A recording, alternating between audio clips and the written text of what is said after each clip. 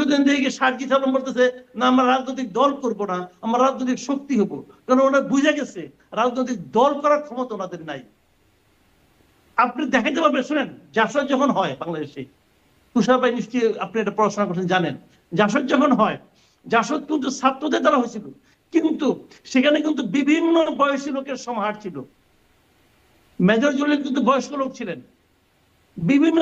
আর এখানে কি হয়েছে, এখানে সব কম বয়সী, এবং এদেরও ভোট বাড়ানোর জন্য ডক্টর ইউনূস কিন্তু একান্ত ছেলে মানুষের মধ্যে, কালকে একটা কথা বলে ফেলেছে, একান্ত ছেলে মানুষের মধ্যে কি উনি চান যে ভোটের বয়স 17 বছর হোক। কারণটা কি?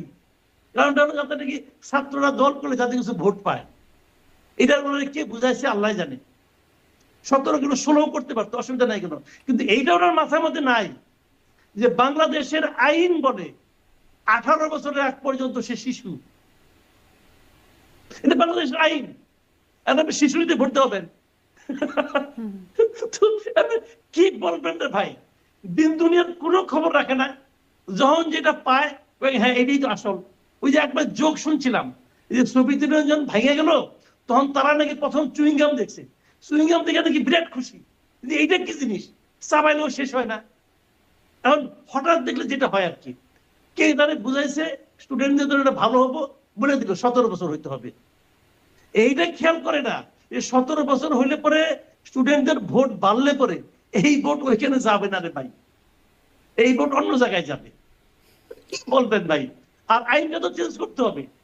আপনি তো আইনগত পারেন না করতে এটা, যেখানে বাংলাদেশে 18 বছর পর্যন্ত শিশু, বাংলাদেশের রাষ্ট্রীয় সংজ্ঞায়, আন্তর্জাতিক সংজ্ঞাতে ডেফিনেশনে তাই বলে, তো শিশুরা আপনি ভোট দিবেন?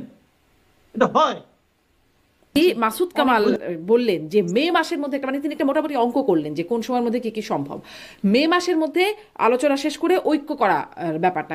কিন্তু আমার প্রশ্ন হচ্ছে ঐক্যটা কি আসলে হবে যখন মানে বিভিন্ন রাজনৈতিক দল বা বিভিন্ন মত তাদের মধ্যে যে পার্থক্যটা আমরা এখন দেখতে পাচ্ছি, সেখানে একটা ঐক্য গিয়ে হবে? ছাত্ররা বলছে বিচারের আগে নির্বাচন নয়, বিএনপি বলছে এখনই মানে অতি দ্রুত নির্বাচন, বলছেন 4 থেকে 6 মাসের মধ্যে নির্বাচন সম্ভব, স্থায়ী কমিটির একজন সদস্য বলছেন।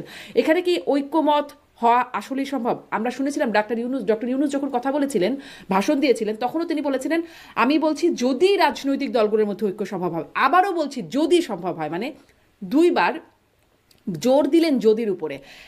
যদিটা কি খুব মনে হয় যে মে মাসের মধ্যে আসলেই একটা ঐক্যমত হয়ে যাবে?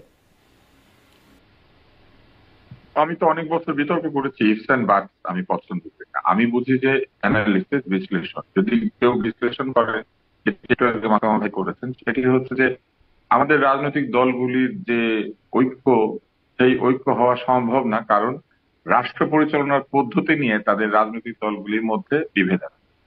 আমাদের রাজনৈতিক দল যারা আছেন, বিএনপি জাতীয়তাবাদী রাজনীতি পছন্দ করেন এবং তারা একটি জাতীয়তাবাদী রাজনীতির যে সংবিধান হয় সেই সংবিধান, সেই রকম রাষ্ট্র পরিচালনা চান। যারা কমিউনিস্ট, তারা ডেফিনেটলি কমিউনিস্ট পদ্ধতির একটি সংবিধান চান, এবং তারা চান যে তাদের রাজনীতি শ্রমিক শ্রেণীর অধিকার, কর্মজীবীদের অধিকার, সাম্য, এইটি হোক।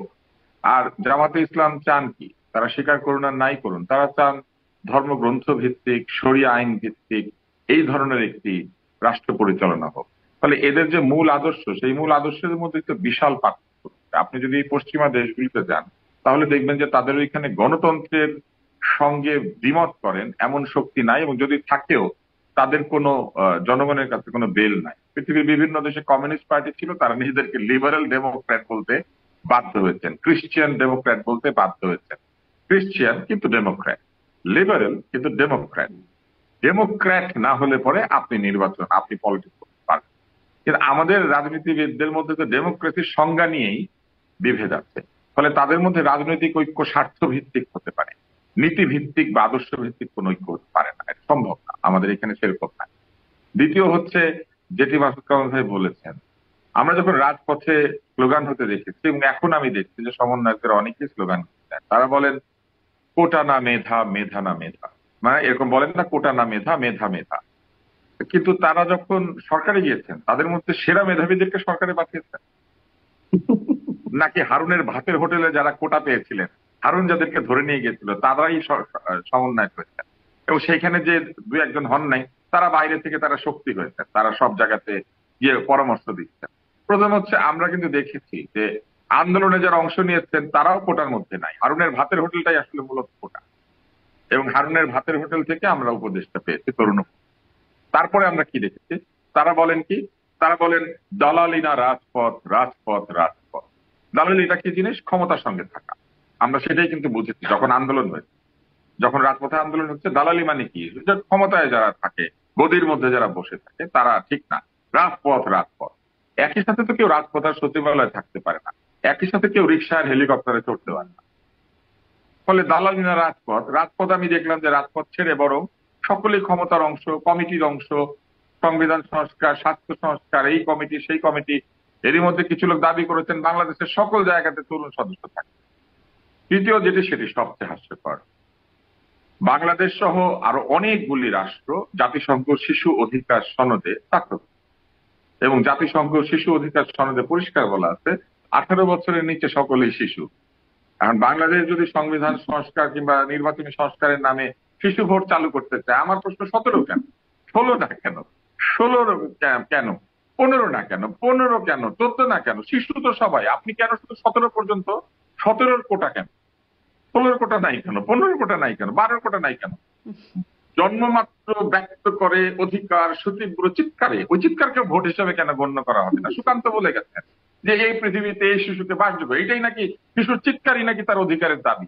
ফলে যে শিশু যে দলের নাম শুনলে চিৎকার করবে সেটাকে ভোট হিসেবে নিতে হবে। সামনে কি আপনি বলবেন আওয়ামী লীগ, সে ধরেন হ্যাঁ করলো, ওকে এটা তার ভোট। এই ধরনের হাস্যকর প্রস্তাব মনের ভুলেও তো বের হতে পারে না কারো কাছে, কিন্তু এটা হচ্ছে। এবং এগুলো যে হচ্ছে, এটা হলে কিন্তু আমরা সমালোচনা করলে আমাদেরকে বলা হচ্ছে আমরা লুকিয়ে থাকা পৃথকতা। ওনারা পৃথকতা বিশ্বাস করেন, আসল আত্মা সামনে দিয়ে ঘুরে বেড়ায়, আগুন ধরায়, কিন্তু যখন আগুন ধরায় আগের মতো রাজনৈতিক ভাষায় তারা বলেন লুকিয়ে থাকা প্রেতাত্মা। প্রেতাত্মা ভাই লুকিয়ে থাকে। আপনি কখনো রাস্তা দিয়ে প্রেতাত্মাকে হাঁটাহাঁটি করতে দেখেছেন? দেখেন। আমার যেটা খুব অদ্ভুত লাগে সেটা হচ্ছে যে রাজনীতির যে রেটরিক সেটাই বদলাতে পারে নাই এই সংস্কার। আমরা রাজনীতির মাঠে যে ধরনের ভেগ সব কথাবার্তা শুনতাম, মরহুম আকবর আলী খান তিনি বলতেন, আমার অনুষ্ঠানে এসে বলেছিলেন ভেগোলজিক্যাল স্পিচ। ভেগোলজিক্যাল স্পিচ কি? যেটা শুনলে আপনি কিছুই বুঝবেন না, আবার অনেক কিছুই বুঝবেন। যেমন আমি এখন আপনাকে ভেগোলজিটা বুঝিয়ে দিই যে এই যে সংস্কার, এই সংস্কারের সঙ্গে গণতন্ত্র এবং সমাজতন্ত্র এবং তার সঙ্গে যে পুঁজিবাদ, এবং পুঁজিবাদের সাথে যে সাম্যবাদ, এবং সবকিছু মিলিয়ে যে শরিয়া আইন এবং শরিয়া বিরোধী যে এক ধরনের অজ্ঞবাদীদের ধারণা রয়েছে, এই সব ধারণাকে এক জায়গায় করে এমন একটা সিদ্ধান্ত আমাদেরকে নিতে হবে যেখানে জনগণ এবং জনগণের বিরোধী শক্তি তারা সকলেই এক জায়গায় এসে, বিরোধীরা দূরে সরে যাবে, জনগণ শক্তি পাবে। কিন্তু জনগণকেও বিচার বিবেচনা নিতে হবে যে শিশুদেরও ভোটাধিকার আছে, এবং শিশুদের যদি ভোটাধিকার থাকে তবে মৃতদেরও ভোটাধিকার আছে। ভূতাপেক্ষ মৃতদের জন্য একটা করে ভোট নেন, যে যেই দল করতো। আমরা অতীতের আপনারা দেখেছেন না ভোটে কি হয়েছে, কি বলে যে অটো পাশে কি হয়েছে? অটো পাশে হয়েছে যে তাদের এসএসসি পরীক্ষা এবং অন্যান্য পরীক্ষার যে রেজাল্ট সেটাকে একটা বিবেচনা করে তাদেরকে পাস দিয়ে দেওয়া হয়েছে। দেওয়ার পরে যে 2-1% ফেল করেছে তারাও এসে বলেছে এটা করা যাবে না, আমরাও পাস করবো। তো সেরকম আমরা তো জানি অতীতে কে কোনখানে ভোট দিয়েছে, কে কোন দলে ছিল, যারা চিহ্নিত। ধরেন বিএনপির অনেক নেতা মারা গিয়েছেন, আওয়ামী লীগের অনেক নেতা মারা গেছে, জামাতের অনেক নেতা মারা গেছে, তাদের ভোটগুলো কাউন্ট করতে হবে, কারণ তা আমরা তো জানি তারা এখানে ভোট দিচ্ছেন। এই ধরনের প্রস্তাবাদি যদি দেন আপনি, তাহলে আবার একইভাবে যদি সংস্কারের কথা বলেন, যারা এরকম ভেগোলজিক্যাল বক্তব্য দিয়ে ফেলেন, পরে তাদের সংস্কারের বক্তব্য তো আমাদের কাছে আস্থা আনবে না, কারণ মনে হবে এই লোকটা বা এই লোকগুলি বা এরা সবাই মিলে অনেক ভেগোলজিক্যাল বক্তব্য দিচ্ছেন। আপনি আমাকে বলেন রাহাত ফতে আলী খানের কনসার্টে গিয়ে কেন কোটা না মেধা মেধা বলতে হবে? আপনি যদি বলেনি তাহলে বাংলাদেশের মেধাবী শিল্পীদেরকে বাদ দিয়ে আপনি কোন কোটায় রাহাত ফতে আলীকে এনে এইখানে অনুষ্ঠান করেন? এটা কোন কোটা? আন্তর্জাতিক কোটা? কোটা না মেধা মেধা মেধা, তাহলে আমাদের মেধাবী শিল্পীরা নাই কেন? আমাদের সুকুফা নাই কেন? আমাদের এই যে ন্যান্সি নাই কেন, যে কিনা যে ভুবনডাঙ্গার হাসি গান গেয়েছে? আমাদের অন্যরা নাই কেন? ওইখানে কেন ফতে আলী? আপনি খুব সুন্দর হিন্দিতে গান গাইছেন, আপনি সামনের সারিতে বসেছেন, সামনের সারির টিকিটের দাম কত? আপনি টিকিট ফ্রি পেয়েছেন নাকি পয়সা দিয়ে কিনে? আমি প্রশ্ন করতে পারি না? আমি জীবনও এই সামনের সারির টিকিট কাটতে পারি? জীবনে না, কারণ এত টাকা দিয়ে আমি টিকিট কেটে কনসার্ট দেখবো, আমার সেই সঙ্গতি নাই, সঙ্গতি থাকলে ইচ্ছা নাই। কিন্তু আমি দেখলাম যে ছোট ছোট বাচ্চারা এরা সব সামনে বসেছেন এবং সামনে বসে সোফায় বসে বসে তারা এটা দেখছেন। এই কাজ তো পলক করতো, এই কাজ তো আমরা দেখেছি আগে স্বরাষ্ট্রমন্ত্রী শাহরুখ খানের কনসার্টে গিয়ে উনি মাটিতে বসে পড়েছিলেন সমস্ত লোকজন সহ। আমরা এরকম ভিডিও দেখেছি যে প্রায় শিশু বয়সী একজনের সঙ্গে এমন অঙ্গভঙ্গিতে একজন কনসার্ট দেখছেন যেটা আমাদের সংস্কৃতির সঙ্গে যায় না। এটাও কি সংস্কার? কই, এত যে শরিয়াত যারা কথা বলেন, এত সুন্নাহর কথা বলেন, এত হাদিস কোরআনের কথা বলেন, আপনাদের কাউকে তো দেখলাম না একটা বক্তব্য দিলেন যে প্রকাশ্যে এই ধরনের একটা আচরণ হচ্ছে সবার সামনে, এইটা ঠিক না বেঠিক। আমার কথা খুবই পরিষ্কার, যদি কেউ কোনো বক্তব্য দেন দায়িত্ব নিয়ে দিতে হবে। দ্বিতীয় হচ্ছে, যদি দায়িত্ব নিয়ে বক্তব্য দেন তাহলে সেই বক্তব্যকে কাজে প্রমাণ করতে হবে। আর যদি দায়িত্ব এবং কর্তব্য দুটোর কোনোটাই আপনারা না নেন, তাহলে বলতে হবে যে যারা এই দেশ অতীতে চালিয়েছে তাদের হাতেই সংস্কারের দায়িত্ব এবং রূপরেখা তুলে দিয়ে তাদের উপরে বরং চাপ সৃষ্টি করেন, যাতে তারা জনগণের দাবি অনুযায়ী সংস্কার করেন। আমার কথা খুবই পরিষ্কার। এবং আমি যেহেতু সারা জীবন বিতর্ক করেছি, self defeating argument, self contradictory argument, এক ধরনের আর্গুমেন্ট যেটা টটোলজিক্যাল, এইসব আর্গুমেন্ট দিয়ে এই সংবিধান সংস্কার করা, এইটা ওইটা ঠিক করা, এগুলা আসলে ঠিক হচ্ছে না। এবং ফেসবুকে গিয়ে কেউ খুব বিখ্যাত হয়ে গেলে তিনি আসলে, বা পত্রিকায় কয়টা কলাম লিখে উনি বিজ্ঞানী হয়ে গেলে, তাহলে পৃথিবীতে আইনস্টাইন সমস্ত থিওরি পত্রিকায় পাঠাতো, প্রথম আলো